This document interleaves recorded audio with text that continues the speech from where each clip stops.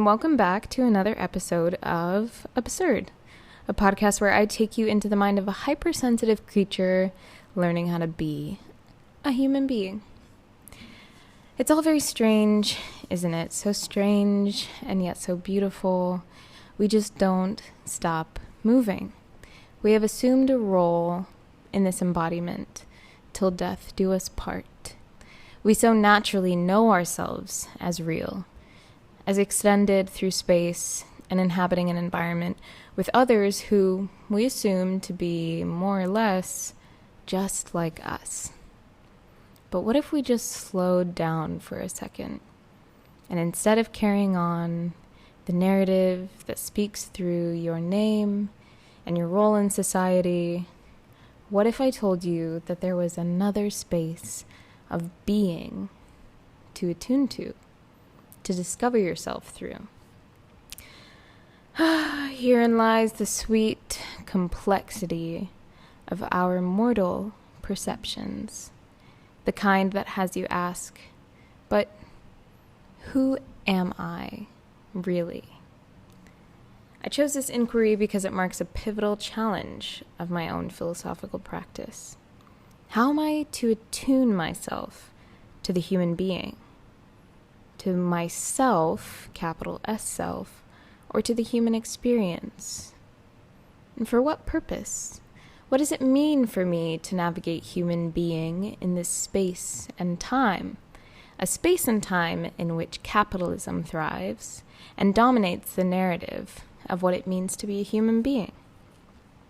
In this episode, we'll travel through philosophical conjecture and conscious thought play as I share with you dissections that are grounded in intuition, intuitions that also argue that the current system through which we are facilitating the human experience, modernism and capitalism on a global and national scale, are not only unsustainable to our source, being our Earth, but to our individual species and its evolution as well. For the mainstream narrative does not support a fundamentally prosperous human experience. Deliberations of this manner are meant to illuminate how we have been potentially misled or misguided to follow ideals that do not fundamentally serve the well-being of our microcosmic ecosystem. And I'll remind you how you have the power to change that for yourself.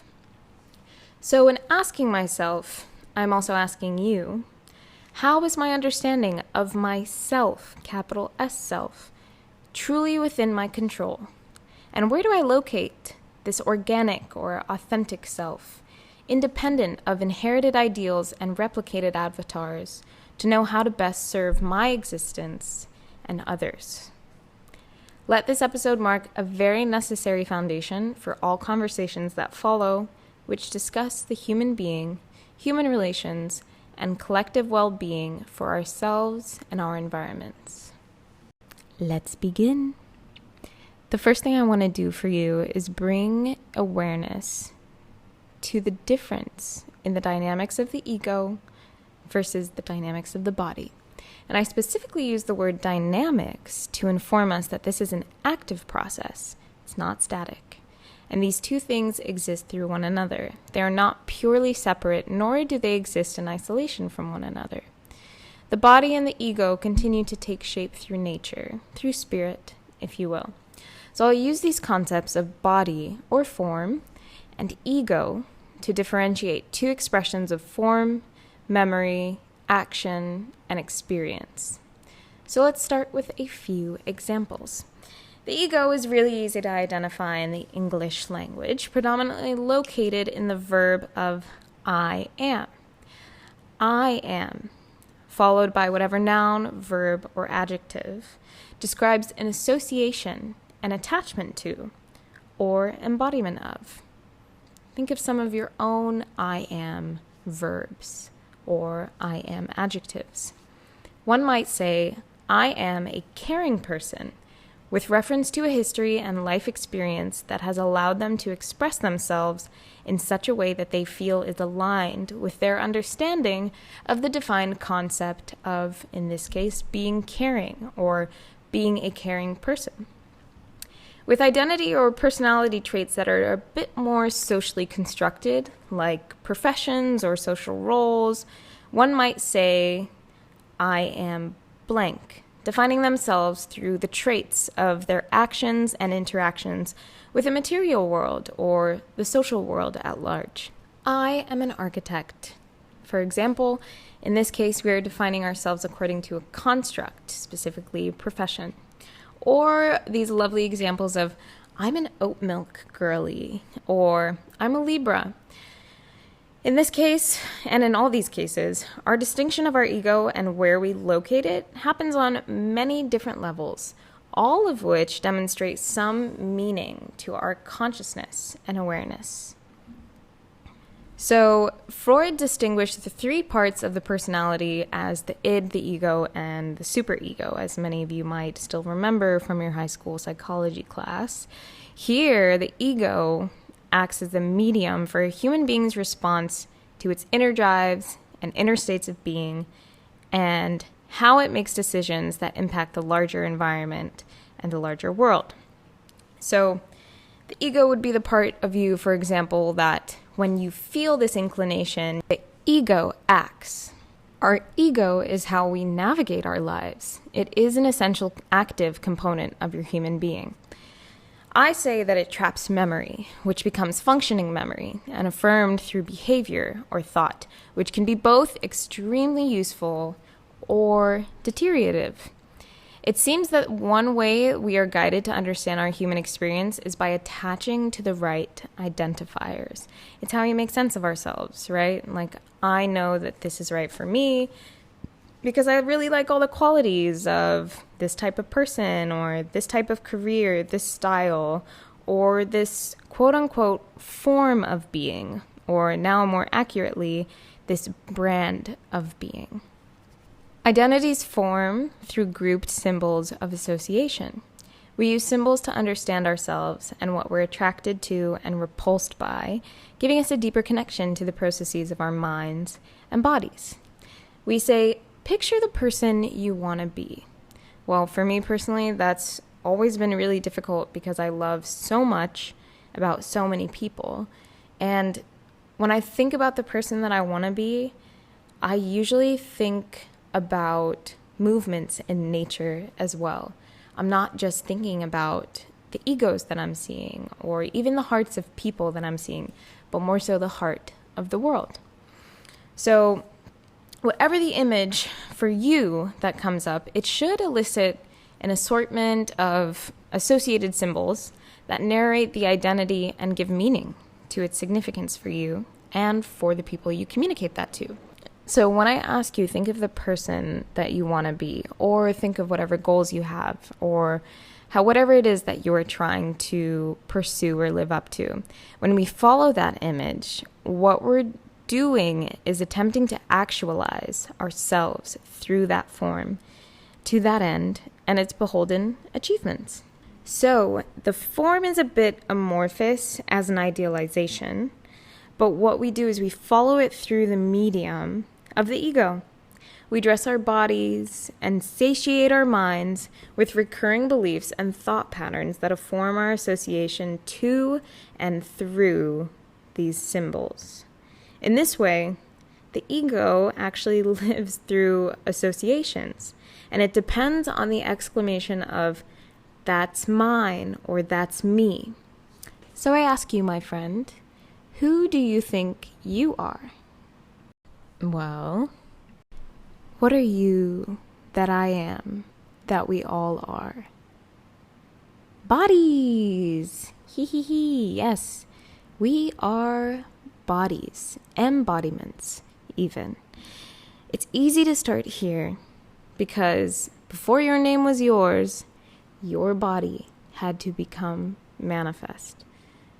Unless you're thinking, well, my parents named me before I was even conceived. Then, okay, well, before your name was yours, their bodies had to become manifest. But anyway, just forget about your name for a second and the character that you play. Forget about the person who has accumulated your accolades and who has formed a construct of human being through all the beautiful moments and dull hours of your life that have positioned you right here where you are, listening to the humming of my voice. Remember the body. The body was, is, and continues to be intricately assembled by a type of intelligence that we may all call something different. Nature, God, consciousness, life, whatever it may be, the body was here before you. We may call it genetics, evolution, or just a quote-unquote biological process. But have we truly honored how intentional it is for a clump of cells to facilitate their action in such a way that manufactures themselves into an independent unit? We're talking about collective intelligence here, okay? The intelligence through which your cells operate in their own understanding of self, of themselves, and their ecosystem. So we won't get into it in this episode, but in a later episode, I will be talking about collective intelligence and how we and every part of us is so beautifully in communication with the other parts and pieces of our very intelligent environment. So anyway, let's meet the construct of the organism. So there's a lot going on here, but in my practice of connecting to and understanding myself and my human experience, the best place to start is with the remembrance of body. What does that mean exactly? So we shuffle through this world, just living our lives through mirrored avatars, right? Taking pieces from people, learning from other people, essentially. But how strong is your sense of self? And from what image do you glean this knowing? Could you know? And how would you know when you truly understand yourself? How deep are you willing to go? The body is the best place to start for this because this is literally your anchor. The body is the permanence of your mortality. And your body is going to want to do its own thing. Let's remember that. You could want to love cheese and ice cream more than anything in the world, but there's a chance that you were just not made that way. Maybe you want to fly and soar above the ocean like some beautiful seagulls, the seagulls you're envious of, right? But we were just not made that way. So when speaking about the body, I always like to use the concept of metabolism and other very natural processes that almost always have something to do with our digestion or enzymatic processes. Because I'm a Virgo, one, but also two, it's an expression of an organism being itself, independent of our construct of it, independent of our rules and our beliefs. The body does what the body will do. And that is the organism. And the organism, unlike the avatar, unlike the ego, the organism does not care about your social accolades or what you call yourself, how you identify. But it does care about one thing, and that is maintaining a homeostasis. So this looks like the trillions of intricate pieces all working in unison and in reaction to the quality of your stimuli, right? Digesting and metabolizing your food, or filtering the air that you breathe, or working through gravity to propel your already erect body. Beautiful. What an organism, what an intelligence here. And that's what it is. There's an organism here. There's a multicellular organic unit of coordinated and dynamic intelligence. So, I'll ask you again. Who do you think you are? So, coming back to the ego now, let's remember that the ego, or the avatar, it's not an inherently negative construct of your being. It's just a tool of being that we use to facilitate our social existence or our lived existence. But I want to place emphasis on the social frame of existence. So because the ego will be seen, felt, and heard, it kind of traps and displays the socially constructed expressions of you. So that's your norms of your culture. It's your learned traditions, your learned rules, behaviors, morals, and values. So it's learned behavior in action. And who is experiencing that? Well, other people, because we live in a society. The ego is because we live in a society, essentially, right? So I want to challenge you with two visuals here. First, picture yourself atop a mountain or deep in a forest, somewhere alone. In nature.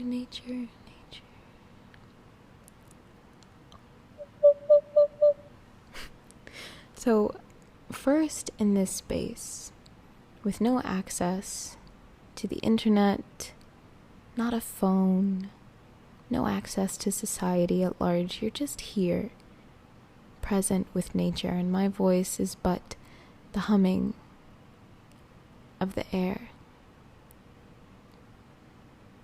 Here you are engrossed in the sensations at play in your environment.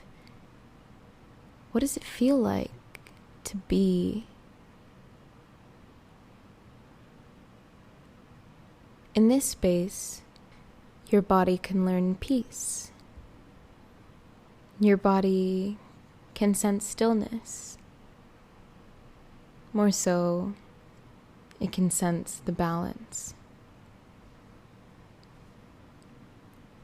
Now come back to the buzzing world, put the ego's clothes on again, and see your body amidst a whole civilizations. Everyone right here, right now. That person that you just became, this skin that you just put back on.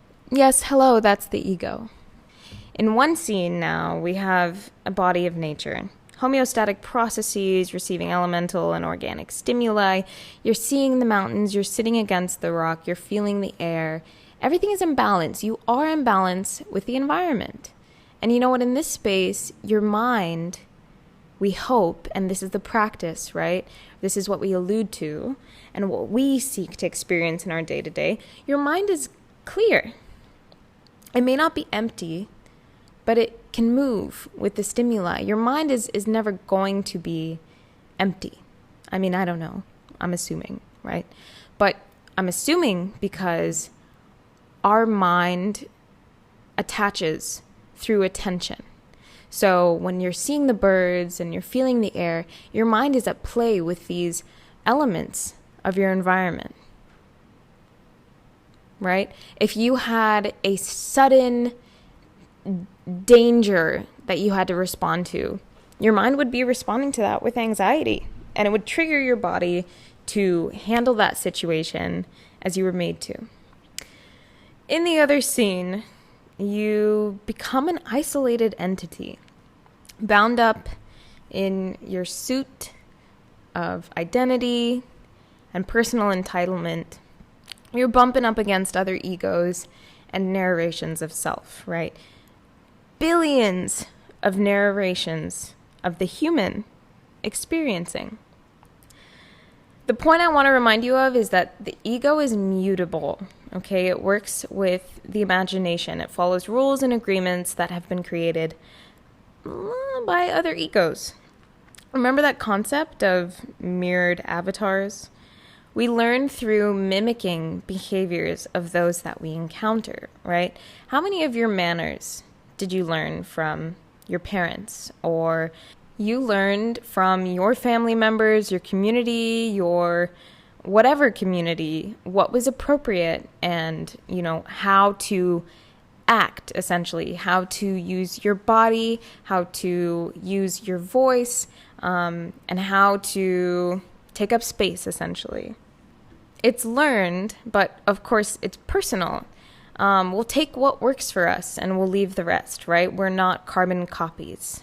We do have something innate to our own bodies, right? And isn't that so beautiful that we find ourselves attracted to the different forms that speak uniquely to just us and that resonate with us? Gives us a real sense of, like, again, personal entitlement, you know, that's me, that's for me, or that's mine. And there's such a range of colors and movements and intensities, right? At least that's how I think about it. We could say there's a wide array of people and styles and whatever to look to. But it's all like, you know, light, essentially. It's light and shadow and weight and movement that we're studying, or at least, again, this might just be me, but anyway.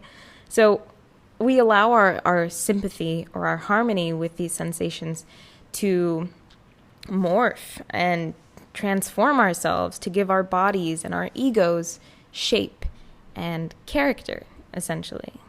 So this is why we remind our mind of the connection that it has to its body and to the environment as a whole. This is the very practice why we meditate, right? Or engage in meditative rituals, because keeping that connection is so important. Reminding you again that you are an intelligent body. You are a collective you are a collective intelligence. You are a part of collective intelligence. Your body knew what to do without any part of the person that you might consider you now having any influence over it. So these practices that allow us to surrender our egos and surrender what we've assumed control over, it's very calming to the nervous system, especially when you're in an environment where there's no real threat of harm, right? So the different activities in such a space of meditation and peace, right? They stimulate also different neural expressions for us, which can be even more useful for understanding your psyche, right? Your human experience, understanding how you want to move when after you leave that space or through that space, right? Not so much after, but... So there's a little note here about settling into yourself and remembering that this space exists. And I talked to a couple people who wanted to know, okay, well, like, what do we do about this, right? These people have the awareness and are embodying the awareness that, okay, there's something a little bit disjointed here, right? I feel something other than this ego, than this persona. And it's giving me a little bit of anxiety, or my persona and the character that I'm playing and the responsibilities that I've given myself, they're getting a little bit anxiety inducing. So the point again is to remember that this space of a purity of awareness, maybe the closest sense of purity that we could get, which would be to ourselves, to our own inner state, to our own inner world. That place is there for you to work through that pain and to surrender a lot of this, I don't want to say imagined anxiety, because I don't want to undermine the strength of its reality, but I do want to remind you that it is imagined.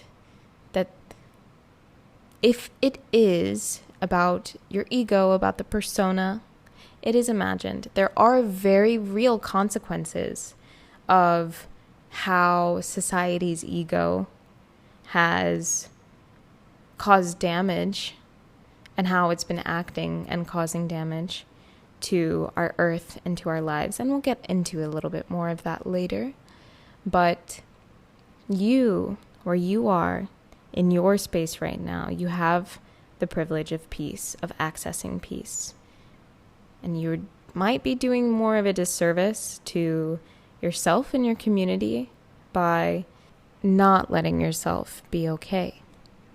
Because let's be honest, a knowledge that your avatar and ego's game is not the only sense of reality or sense of existence that we were made to capture should offer you a sense of freedom. You're free to swim through different states of consciousness, different modes of awareness, and different embodiments of self. Yes, your avatar must always be there if you live in or have memory of living in a society or as an individual amongst others. But our work can be about learning how to choose how you want to feel in the world, to be more in balance with change, which we do by working root up.